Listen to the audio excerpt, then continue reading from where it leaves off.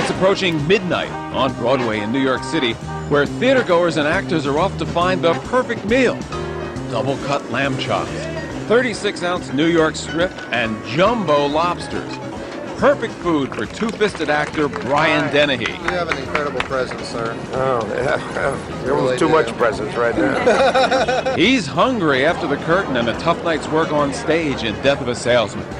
We've set a corner table at Brian's Hangout, The Palm, on West 50th Street in Manhattan, where they'll lift the curtain on how to create a spectacular scallop dish and the perfect martini.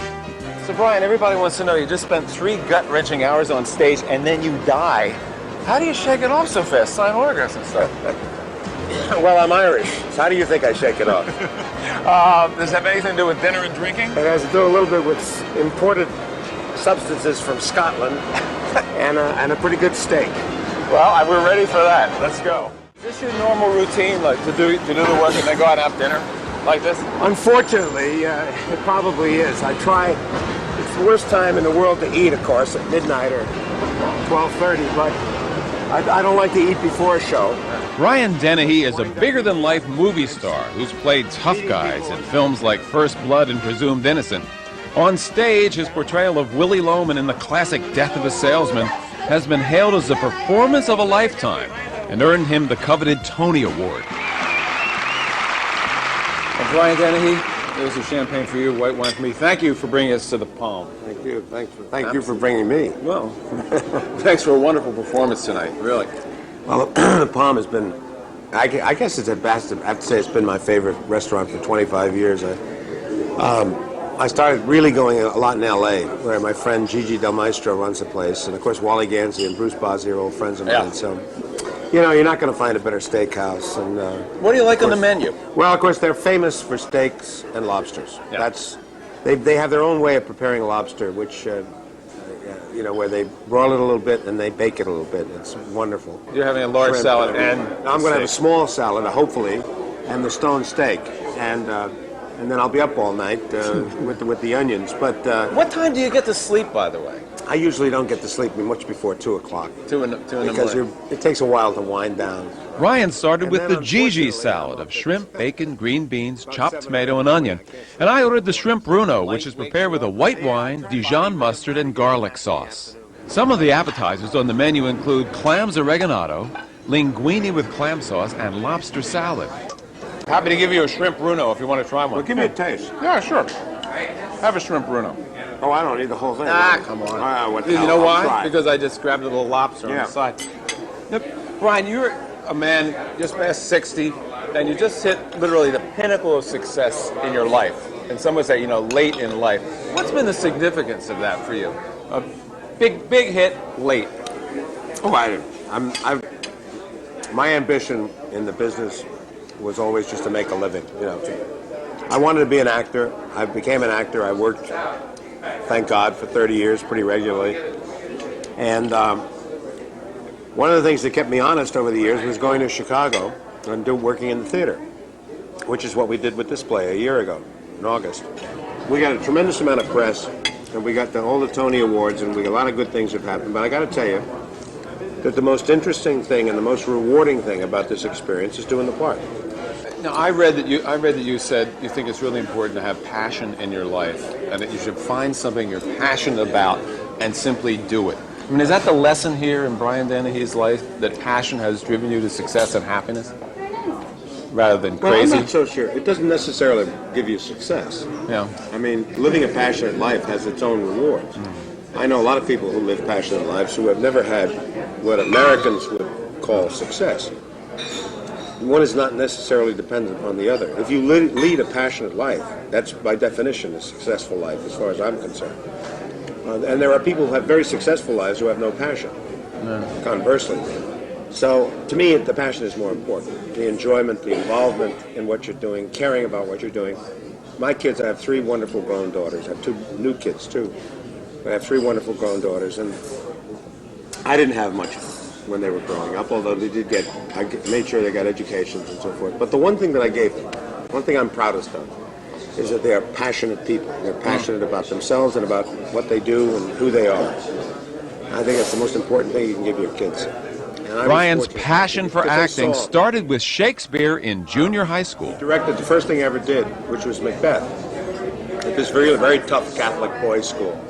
People always say to me, God, that must have been taking so much guts to play Macbeth in front of 500 At age, high school boys at 13 or 14. You played Macbeth at 13. And I always say to people, sure it took guts, but not nearly as much guts as the little freshman boy who played Lady Macbeth. He was brave. He was a lot braver. I than could just me. hear him saying, "Ow, damn spot." He was great, actually. He was very good, huh? yeah. To support himself along the way, Brian worked as a bartender. What did you like about being a bartender? I see you. I can see you behind the bar. Yeah, well, being a bartender is fun. I mean, especially in the days before computers. What was the? Now, you know, we got the Food Network watching here. So Brian Dennehy, former bartender, give him. What was your best drink? Give him your take on Well, something. of course, I worked in a kind of a bar where you didn't make fancy drinks. You're pouring shots of beer every once in a while. Every once in a while, somebody would say, "Give me a daiquiri." You know, it'd be 10 o'clock and it's jammed, and you say, "You know something? Go across the street. I'm not making any daiquiris right now." So I'm shots and beers and scotch and soda and rye and soda, and then of course there would always be, without being chauvinistic about it, there would always be some 20-year-old, 25-year-old girl who would say, "I want a Jack Rose." A Jack Rose? A Jack Rose is it's made with Jack Daniels. It's Rose's lime juice and Jack Daniels. And of course, no self-respecting bartender in those days would put Rose's lime juice into Jack That's Daniels. what you like a So we Jack Daniels on a rocks. Yeah, we take well like a share. Here's your Jack Rose, and charge them $4 a piece for it, because it was a sin to waste that good Jack Daniels. Now, when's the last time in your life that you actually were involved in a fight with someone? That's a funny question. I was doing a play in Chicago 8 years ago. I was too old for this stuff. I was in a place called the Kingston Mines, which is a wonderful blues bar in Chicago.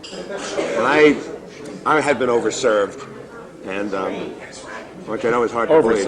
Overserved, yeah. And some words were exchanged, and all of a sudden I found myself being hit with a beer mug, which proceeded to give me the biggest mouse, and I was bleeding, because when you bleed from your face, you always bleed a lot. Yeah. And I'm saying to myself, I think I'm too old for this stuff. You're what, about 50, 52, About 53? 52 years old. All right, the sleeves are coming up. And I finally said to myself, I think maybe it's time to put this behind. And it hasn't happened since then. The Palm has a menu that features large portion meat dishes and nightly specials like strawberry bass with smothered leeks and Japanese crusted tuna with Thai vegetables. The bar at the Palm pours a mighty martini, and head bartender Chris Logan showed us how they do it. We take Grey Goose vodka, about a 4-count, with a dash of dry vermouth over ice, crushed ice. Give it a quick mix right there like that. Get it nice and chilled. Get your chilled 10.5-ounce martini glass. Get some nice large cocktail olives, middle of the glass. Get your strainer.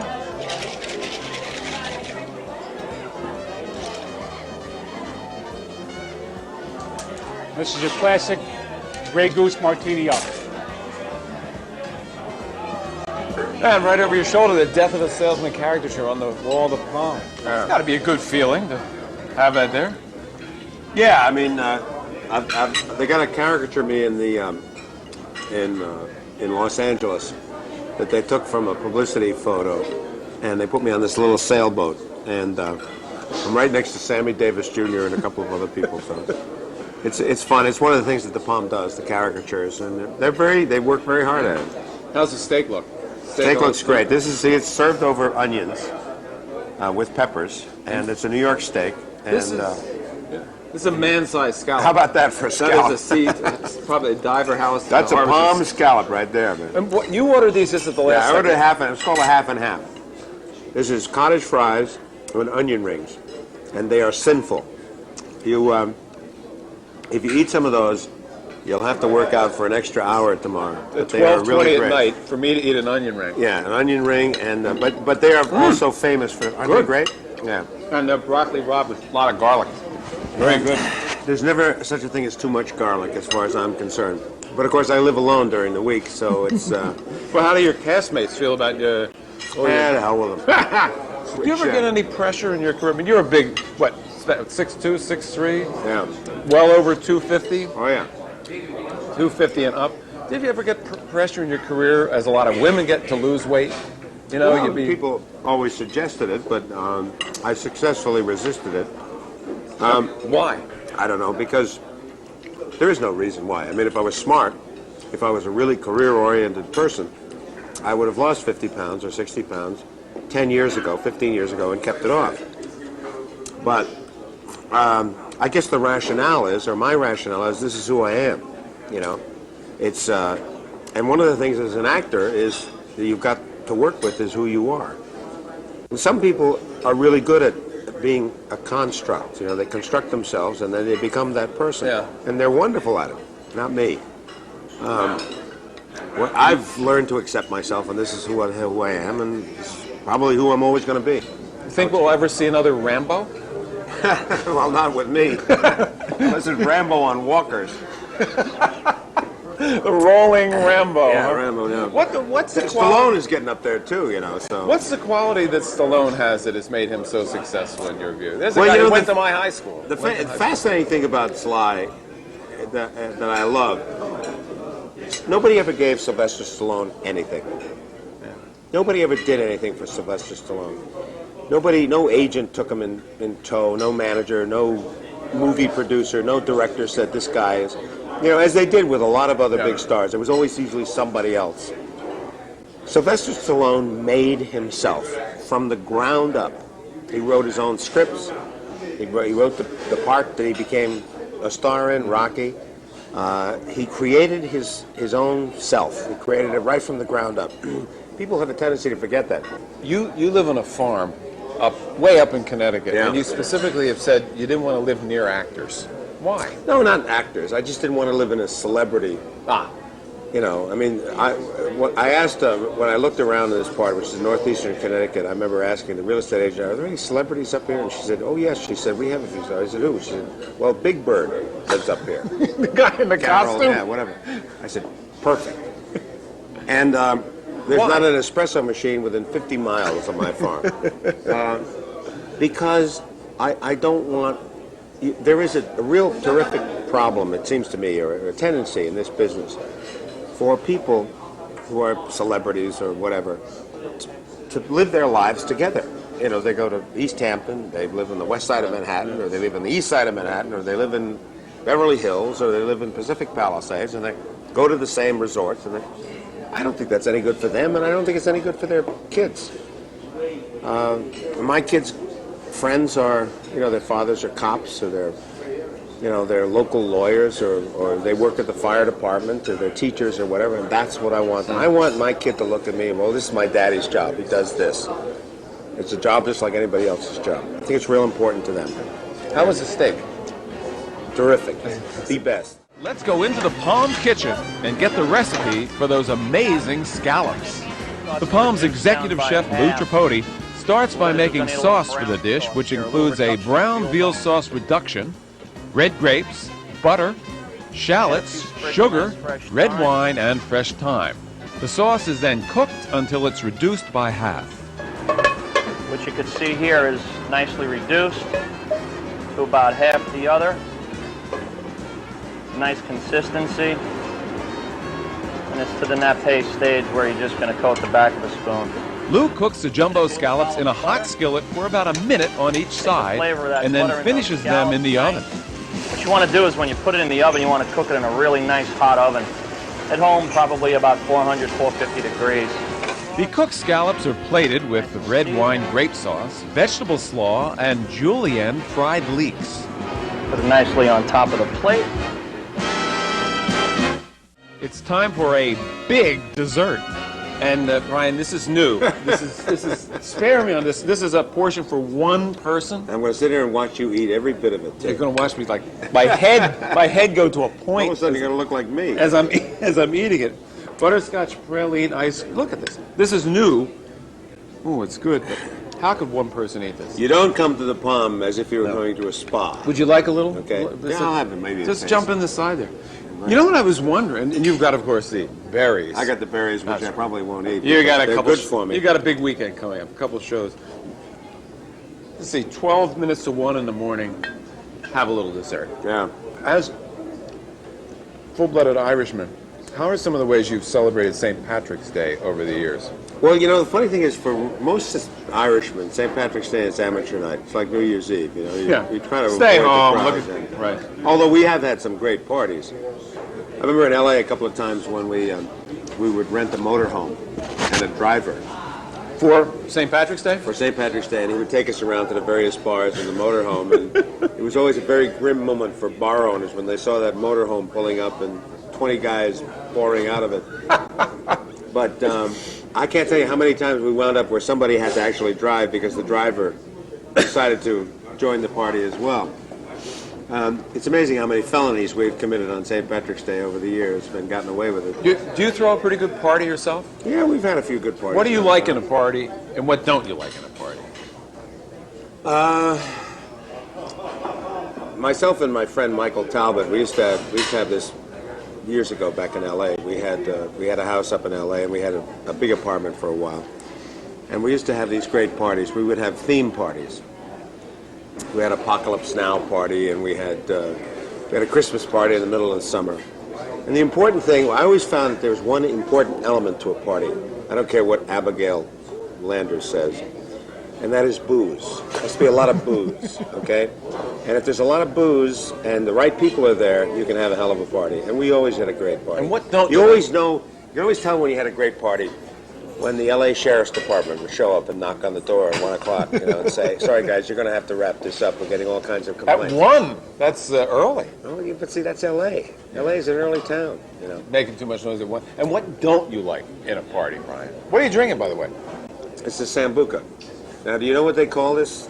The 3 coffee beans in there? No, what? Mosca, con mosca. That means with flies. 3 flies for luck. No, it's true. Good luck. That's what the Italians call it. 3. So- You got to have 3. Just 3. No less, no more. So I was asking you what you don't like in a party. Oh, I don't know. I don't like at a party if you have to wear a tie. That's a problem. Yeah. You know, to me, a party should be a party. It should be fun. You Yeah. know, the idea of going to a real fancy dinner party where, you know, there's 18 forks lined up to the left side of the plate, I know I'm not going to have a good time there. Well, suppose we could Look at this guy. He won't eat any of it. No, look, I'm He won't eat plowing any of through. this. Look, Oh, I knocked get over outta the palm here. tree. Get out of Palms here. down here. Yeah, he's such a New York kind No, of guy. there's He a- won't eat any of it. No, I have been eating this. There's a false bottom on this thing. There's something under here. I'm not really sure what it is. Some kind of cookie. Oh, it's a brownie. Who knew? Just what we needed at the bottom of that was a It's brownie, true. right? Now, Brian, suppose we could go back here in 10 years, back to the palm. 10 years of your life goes by. Yeah. What do you want to be able to say about that 10 years that's passed? That I haven't gained 20 pounds? I don't know. I don't know. You know, Look, I have chosen for my life a very catch-as-catch-can business. I mean, it's from here to there. You never know what's going to happen. I don't know what's going to be 6 months from now. And that's fine. That's okay with me. I don't have to know. I've been very fortunate in my life. I've done a lot of interesting things. I've done what I wanted to do, and I've been able to make a living at it.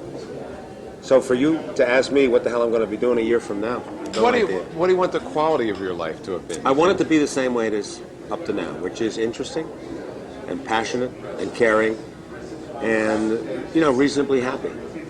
I don't think you can ask for more than that. And that's what it's been for most of my life. And if it stays that way, that'll be fine by me. Good.